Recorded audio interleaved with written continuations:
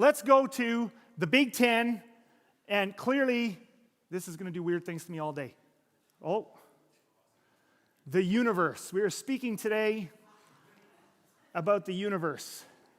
They're starting things over. Well, this is a good chance for us to work on our memory of the Ten Commandments.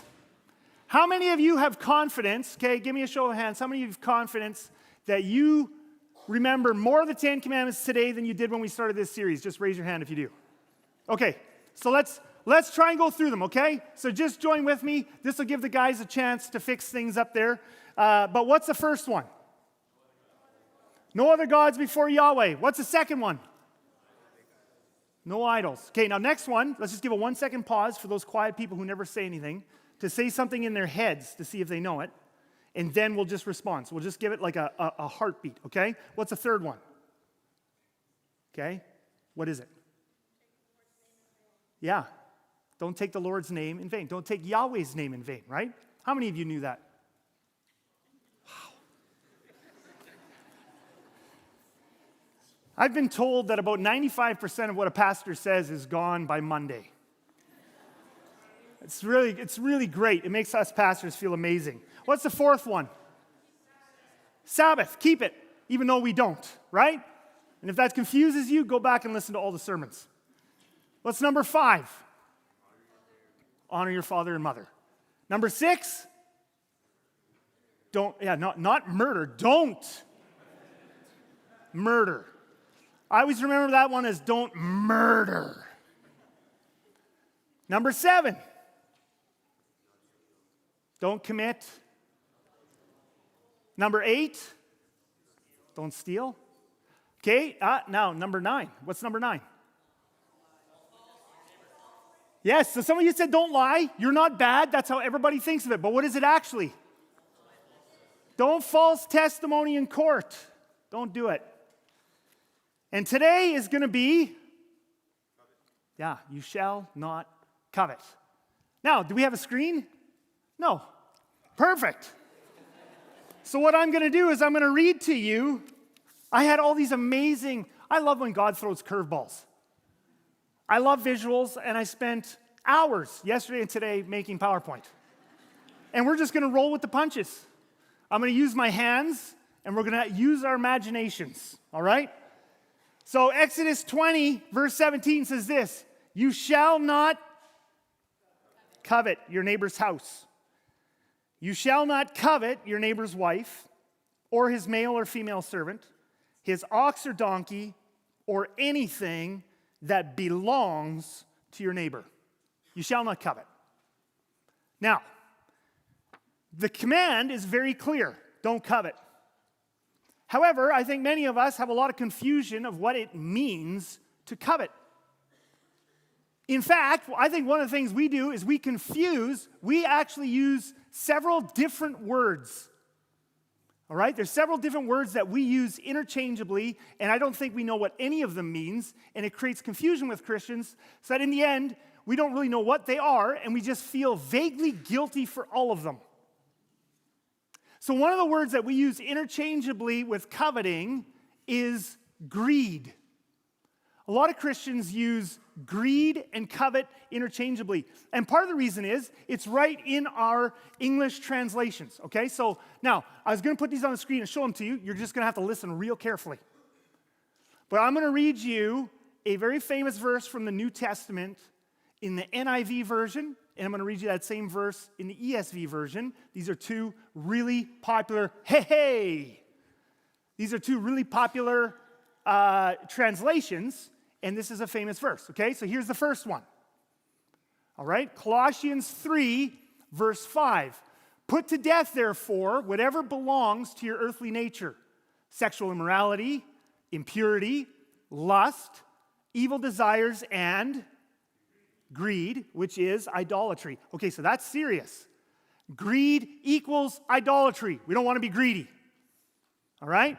Now, however, I want to show you this same verse in another very famous translation. So this is a very important translation. The ESV is a very important translation. Look what it says.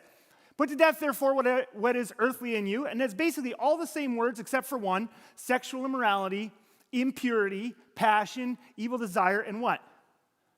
covetousness, which is idolatry. I want you to notice there in the English, covetousness and greed are used interchangeably. You say, does it matter? What does it matter? Well, the reason it matters is, first of all, we don't really know what it means to covet. Second of all, we don't really know what it means to be greedy. And then we take two words, we don't really know what they mean, we use them interchangeably, and what we end up with is this big, nebulous gray area that essentially ends up with many Christians just feeling guilty for having stuff. And we wonder what it is. Well, what does it mean to be, yes. I think the biggest miracle each week is when God causes this TV to work.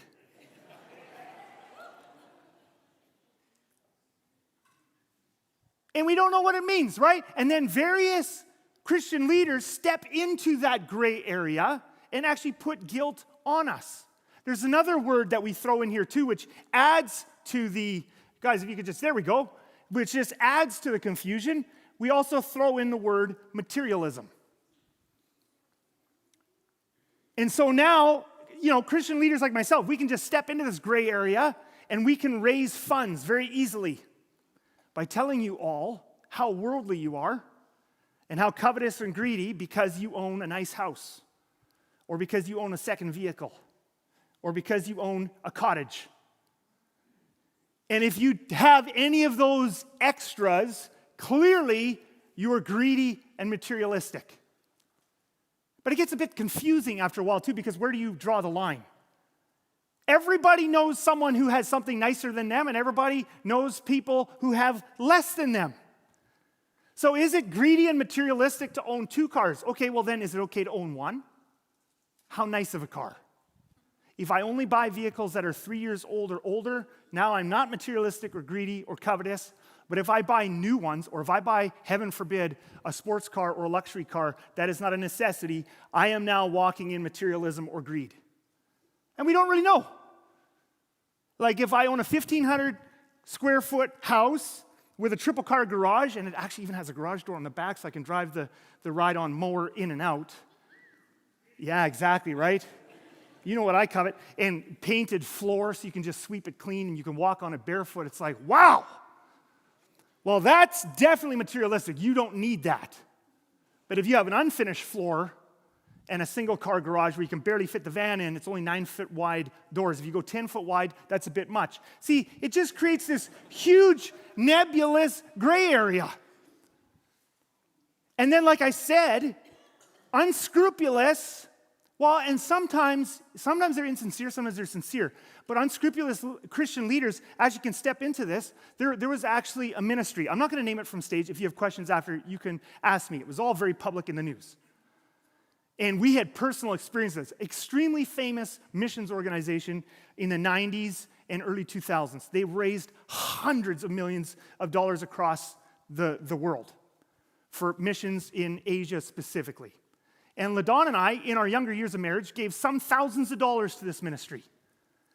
And the leader of the ministry, very godly man, wrote books about how Western Christians are basically all materialistic and greedy because we own stuff.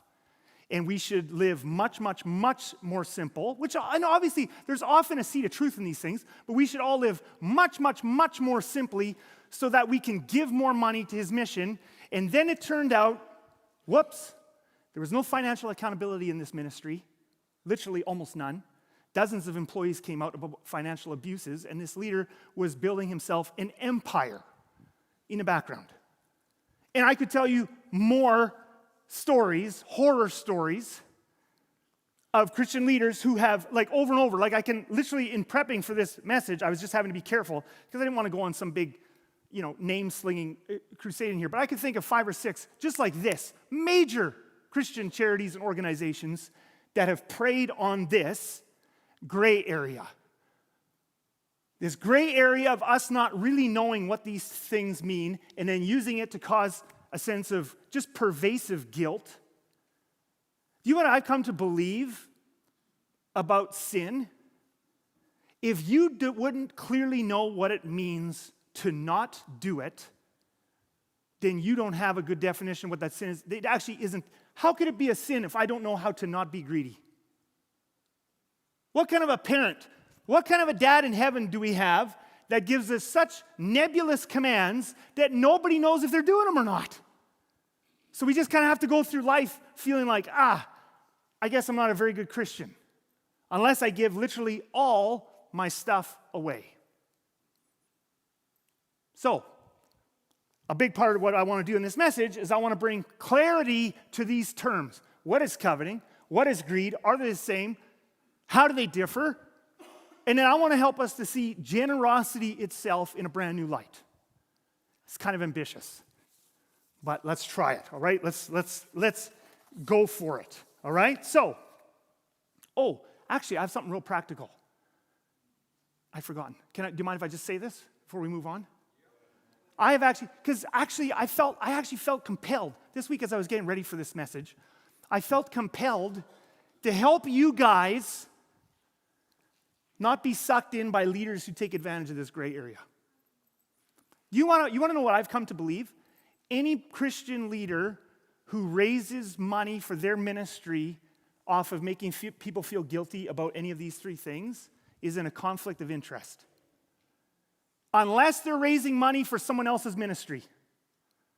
So anyone that says to you, you are materialistic because you live in Canada and you own more than one vehicle or you own a nice house, anybody who says that to you and then says, so you should give it all away so you aren't one of these things and give it to my ministry, that's actually a conflict of interest. Now, if they say to you, but give to this other guy's ministry has nothing to do with me, then I'm like, okay, well, at least you're sincere. So let me just give you two things. For the rest of your life, I hope that some of you remember this. When we give to Christian charities and churches, just on a slight rabbit trail here, let's remember, lots of pastors will tell us to give joyfully. Not many of us will tell you to also give intelligently. And these aren't even the two keys. There's the two keys after the two keys. I get to slip in four things. I learned that from my dad. He's the master of more keys than he said. Number one,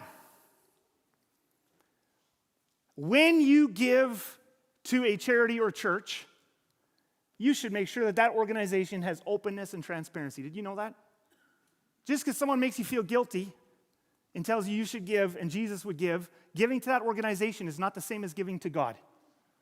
Openness and transparency. Do they happily hand out financial statements to anyone who asks? If they don't, why would you give to them?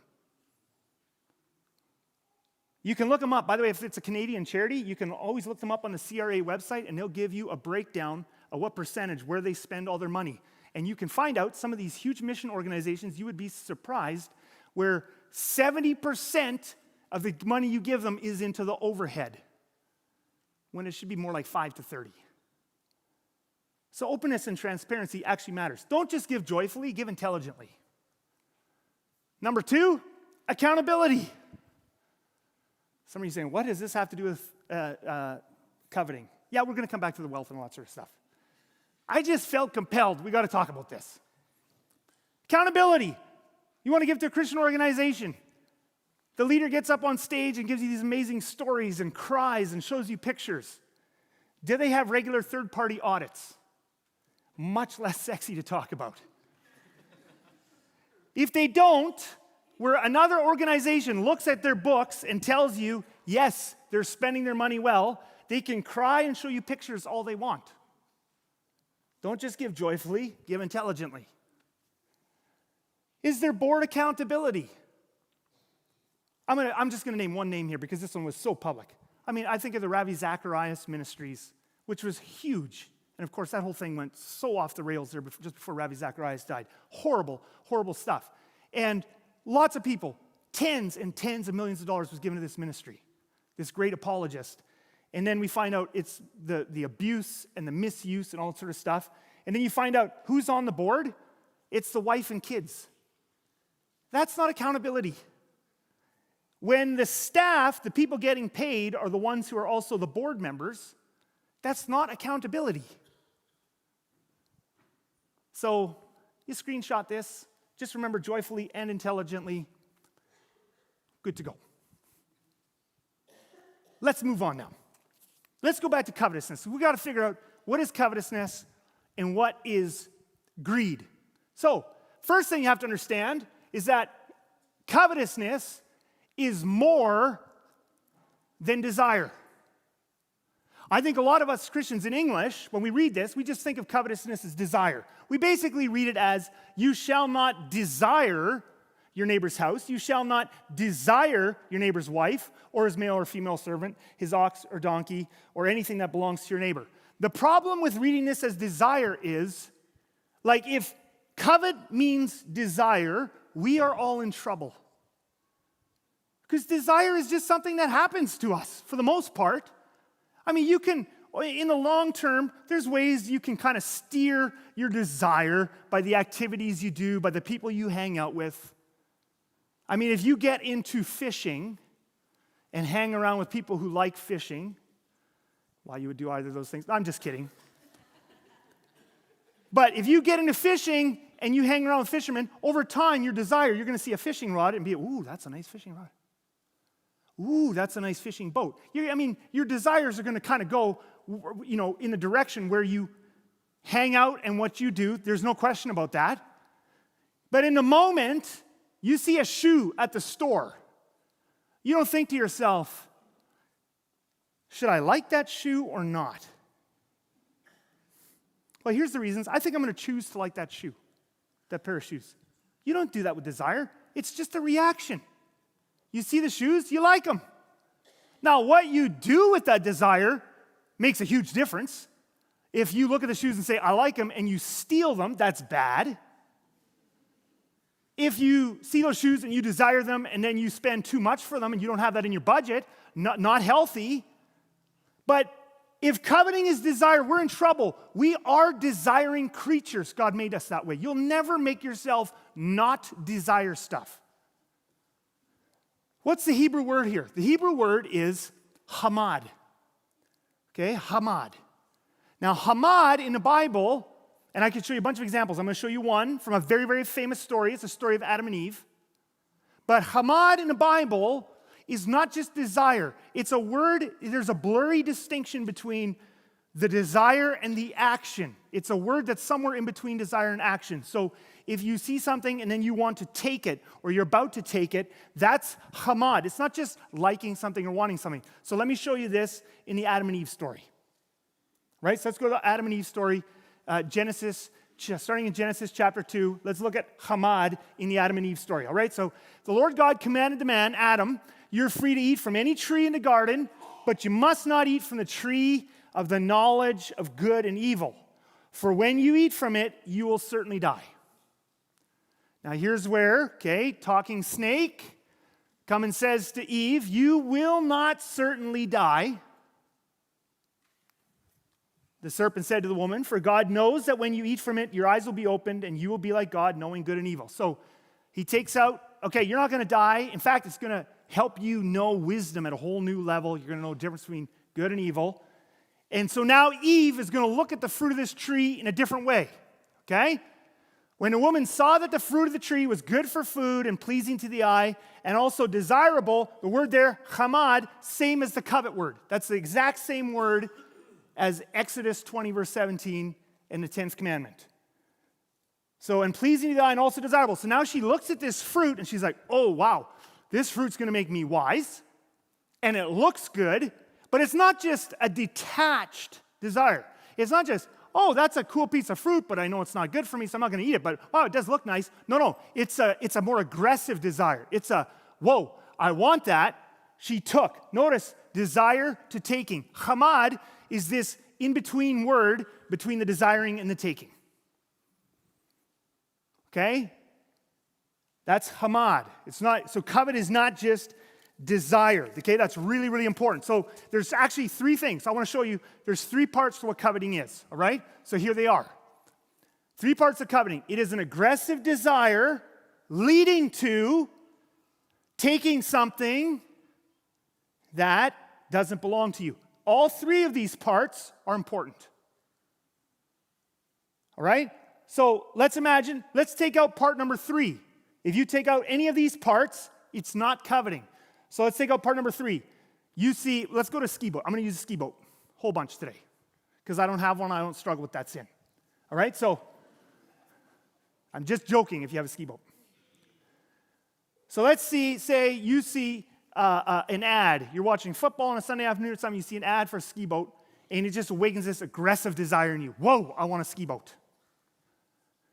And it motivates you to go out and work hard and save up your money and buy a ski boat. So now you take what you want. You really want it. You do something about it. You get it. Is that coveting?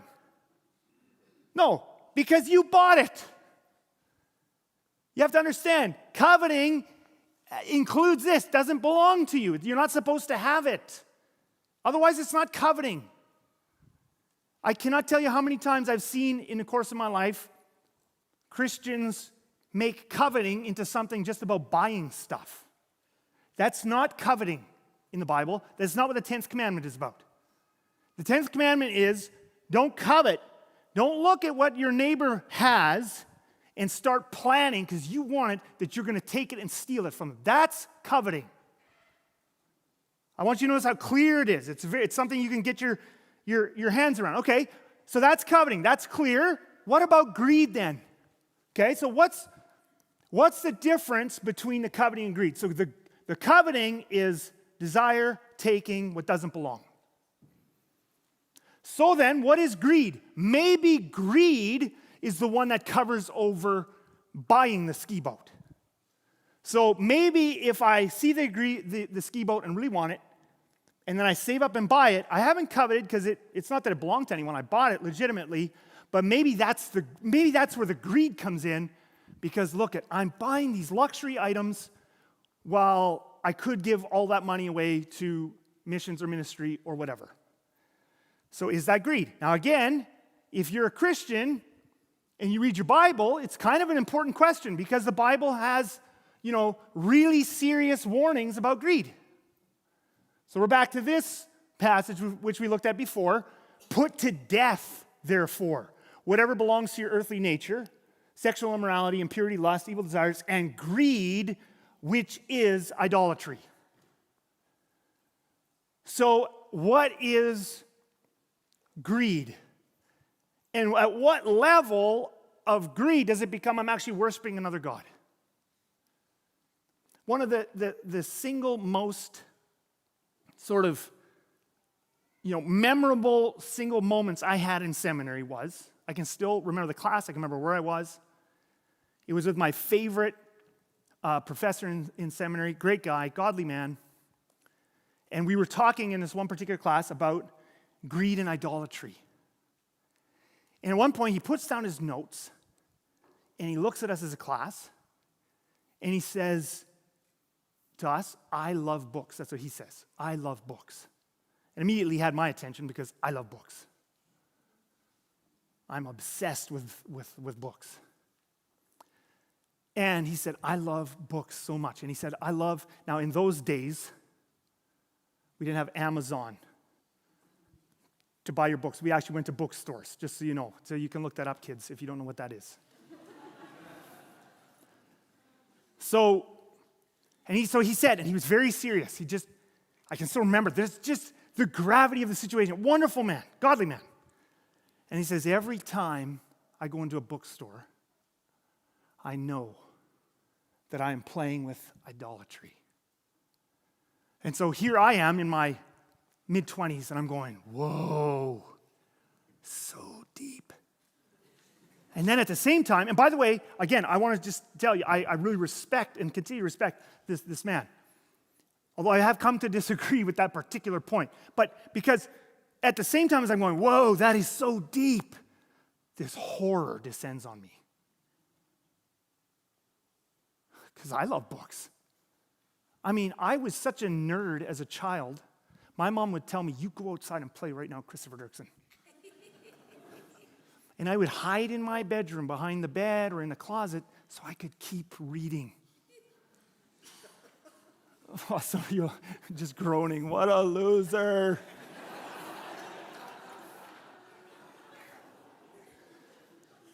So, and I mean, even now to this day, like I cannot tell you, my kids and LaDawn, they can attest to this. Every day I spend time reading. In the morning, in the evening, before we go to bed, I love to read. I love to buy books.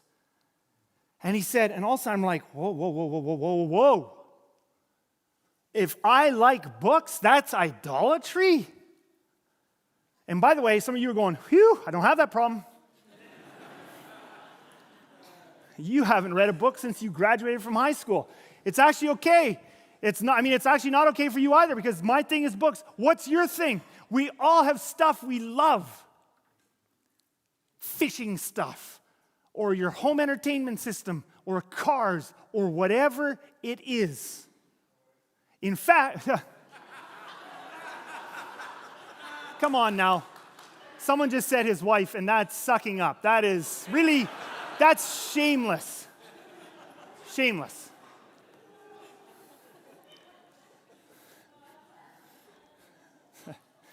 So, if you try to turn that off, so let me just ask you this. So remember, if God is a good God, I want you just to try not to desire something.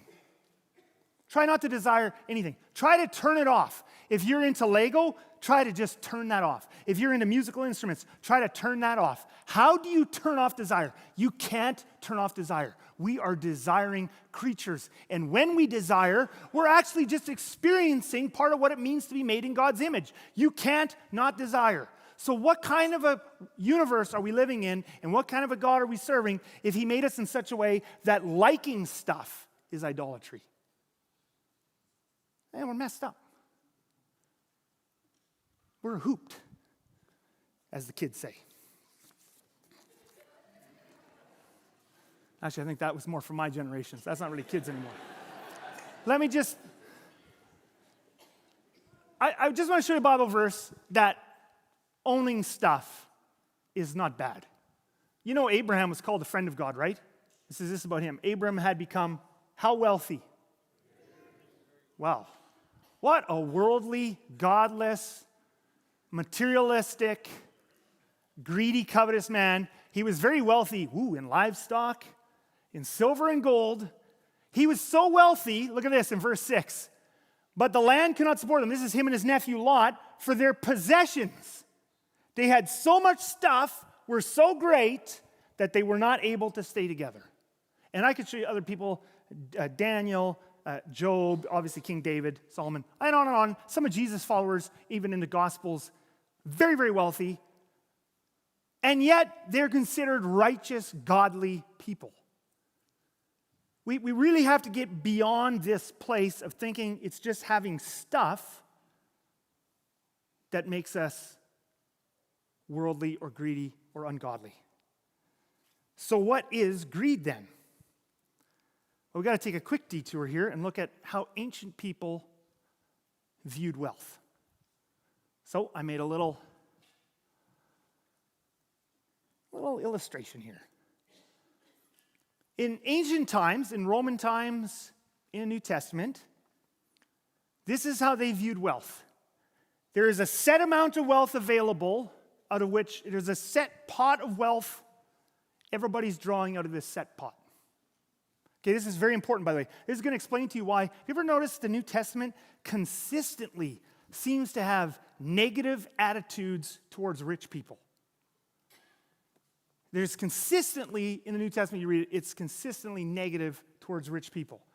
Part of it, not all of it, and by the way, this is overly simplistic. I mean, we could spend hours looking at all the nuances of how different ancient people viewed wealth. But this is a simplification, but was a common view. All right? So what this means is, if there's only a set amount of wealth, everybody's drawing out of it, what that means is this is a zero-sum game. It means if, whatever, John Doe over here takes a huge chunk, that means you have less for everybody else. Does that make sense?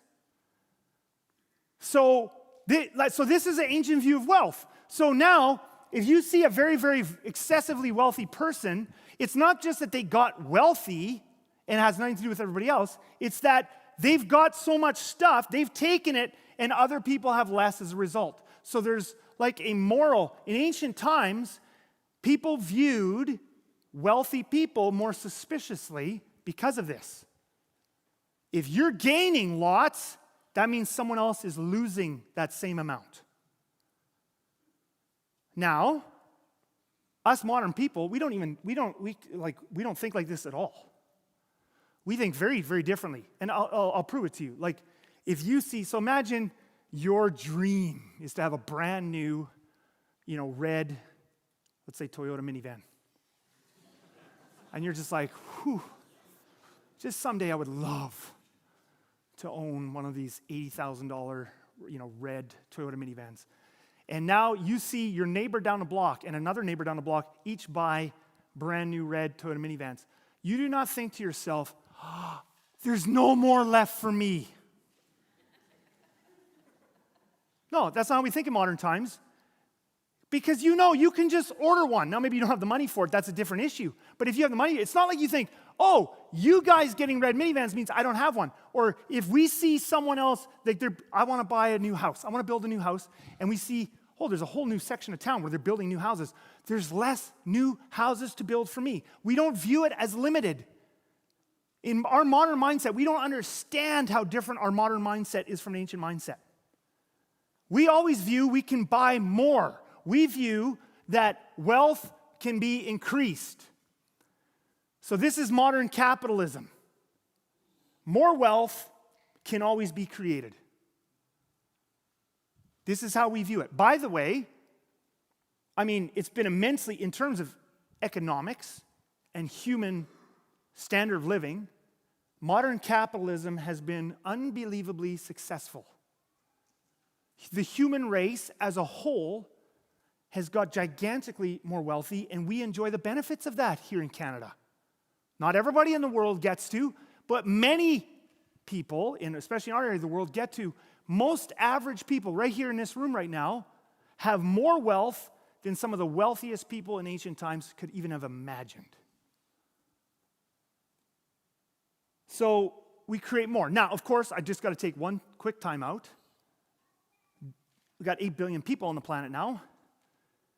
Earth isn't infinite. So we are now running into a situation where we're going to find that it can't go on always forever. More forever. But overall, this has been a stunningly successful idea. But it also means that our view of wealth is a little different than what the New Testament writers viewed wealth as. So for example, let's go back. I want to talk about lemon meringue pie. Okay, so let's go one more screen. Here, let's define greed. I'll talk about lemon meringue pie. We'll hit ski boats again, and then we'll start to land this plane. So here's what greed is. Greed is not just randomly owning stuff. Like, I don't have to worry, well, when I had one vehicle, I wasn't greedy. I now have 2 vehicles. Woo! Greed is then taking at the expense of others. That's what the New Testament writers are talking about. A rich person is getting richer and richer and richer. If that means other people are getting poorer and poorer and poorer, if I'm taking at the expense of others, that's what greed is. So, lemon meringue pie. I'll use my mother-in-law again. She makes amazing pies, so many amazing pies. So let's say our family goes to visit my mother and father-in-law. She makes 1 lemon meringue pie. A mistake. But that's what she does, let's say. She makes only 1. She makes 1. There's 8 of us that got to share this thing, so we're going to cut into 8 pieces. Everybody gets 1 piece. Greed would be, if I grabbed that pie, quickly scooped 3 out, threw them on a plate, ran to the bathroom, locked the door, and wolfed down 3 pieces. Because I've taken 3, there's less for everybody else. There's only 1 pie. If I take 3, that's greed, because I'm leaving less for everybody else. But it's not that there's something magic about 3 pieces of pie, other than it's probably going to give me diabetes. If she makes half a dozen pies, let's say she makes half a dozen lemon meringue pies, much better than if she only makes 1. Now, same amount of people, if I take 3, again, I'm being stupid. I'm going to put myself in a sugar coma for at least an hour and a half after supper. I'm going to be completely useless for the rest of the evening. But am I greedy? No. Everybody can have as much pie as they want. That's not greed. Greed is taking at the expense of others. Now I want you to help you because we need to see generosity in a new light. We need to see greed and materialism in a new light. We need to see worldliness in a new light. let's go back to the ski boat thing. Because clearly ski boats are a luxury item. Nobody needs a ski boat to live. So let's go back to the ski boat thing, because there might be some people out there that would just go, well, that means you're worldly. If you have too much nice stuff, you're a worldly person. You're not a godly person. You should be giving more away. There's another totally different way to look at this equation, though, isn't there? So let's imagine the business leader who started the ski boat business. She grew up in a home where they loved water skiing. She had many wonderful memories water skiing at the cabin on weekends all summer. And so later in life, she takes a risk. She borrows some money. She buys a piece of land. She has a building. She hires a couple of employees. She starts building ski boats. And she's successful. They build good ski boats. The thing expands. Over time, it expands more. Now it's been going on for many years. This is a very successful company. She has maybe, let's say, 1,000 employees. It's huge. You see that greedy person? Really? 1,000 people find dignity in working in her factory. 1,000 people making a decent wage. Maybe she's one of those wonderful, Christ-like business leaders who wants to pay her employees as much as she possibly can and have this thing be, but it still has to be a money-making enterprise. But she wants to be generous. 1,000 people are employed. They're paying the bills. They're taking care of their families. They're paying taxes. The whole community is being raised up. And families are being provided for. And the community standard of living is going up. Now, contrast with that, imagine just before she built the factory and took the risk and put the money in and started doing this, someone told her the best way to serve God is for you to give everything you have to the poor and move into a monastery and become a nun. Now, some people feel called to do that, and God bless them. There's nothing wrong with that either. Some people feel called by God to do that kind of thing. But which one blesses more people in terms of wealth and standard of living and helping people? And we're going to say the one making the money and working hard is not generous. They're just worldly because of that. And by the way, none of it's possible if there aren't some people who buy ski boats. Thank God for those godless, worldly Christians. Right? Now, some of you are thinking to yourselves, oh boy, yeah, straight to the coffee shops this week. Kris is absolutely in favor of runaway greed and worldliness and materialism. We should all buy. No. So let's finish this sermon. I want to give you 3 kinds. We need to look at generosity in a new way. All of us need to be generous. Generosity is at the heart of being a Christ follower. But the way generosity looks is not the way we've always been taught. We've been taught one kind of generosity, and that is only one small piece of a much bigger pie. Let me show you 3 different kinds of generosity. First of all, there's the generosity I just talked about, which is creating more work for people to do and more wealth for more people to enjoy. If a follower of Jesus makes $5 million, and at the same time they help 100 other people make $100,000, God bless them. Because a whole bunch of people just got help and found meaning in the work that they do. Would we rather that person just give it all away and do nothing? What's everybody else going to do? That's actually a form of generosity. Now, runaway, unchecked capitalism. Someone wants to pay their workers that they can't survive. They want to take advantage of people. They want to use the size of their company to drive out of business smaller companies. We're back to what greed is. If greed means I get ahead by taking from others, that's greed. If I get ahead by bringing everybody up with me, that's generous. That's one form of generosity. Here's another form, using our stuff to bless people and build memories. So one person gives everything away to missions and lives much more simply and maybe spends more time in prayer. That's actually a wonderful option. Some people feel called to it. Another person buys a ski boat and spends hundreds of weekends over the years filling it with family and friends and kids' family and friends, and they build many, many memories. And at the end of their life, at their funeral, the funeral is filled with pictures of them at the lake with their family and friends and all the memories they have of each other. Is that not also a form of generosity? Have they not been human? Have they not loved each other and had joy? The key there is the one who eats out of a paper bag because they give so much away and stays home all the time, if that's what they feel called to do, they should feel happy about that and not get mad or put guilt on the people who feel called to live a different way. And then lastly, there is the straight up giving. But this is the only one many of us Christians are taught, is just this one. Do we need to feed the hungry and clothe the poor and give shelter to the homeless? Yes, as one part of doing all of these things.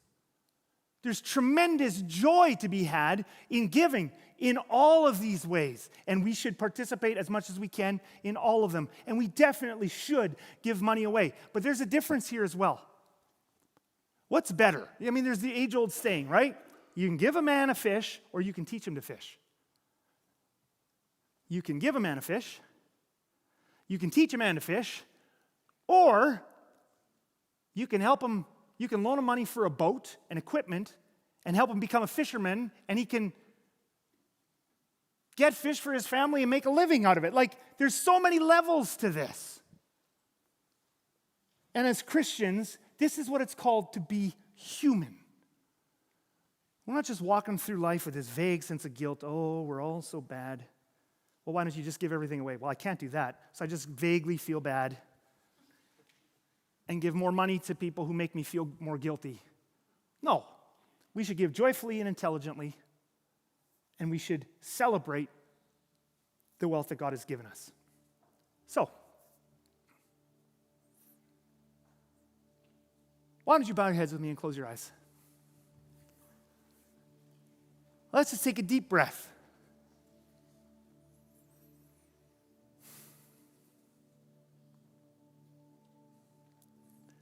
In this frenetic, distracted age, sometimes a church service is the only place we get to just take a deep breath.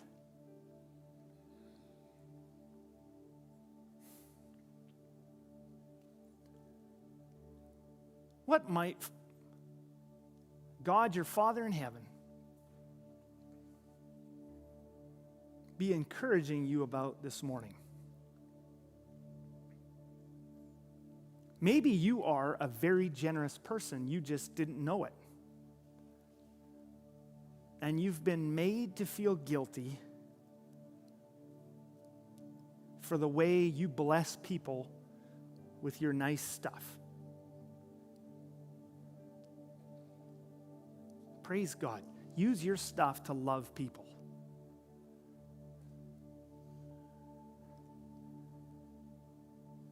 Maybe God's speaking to you, though, too. There's other ways to enter into this generosity game, and we do have to feed and clothe the hungry and the poor.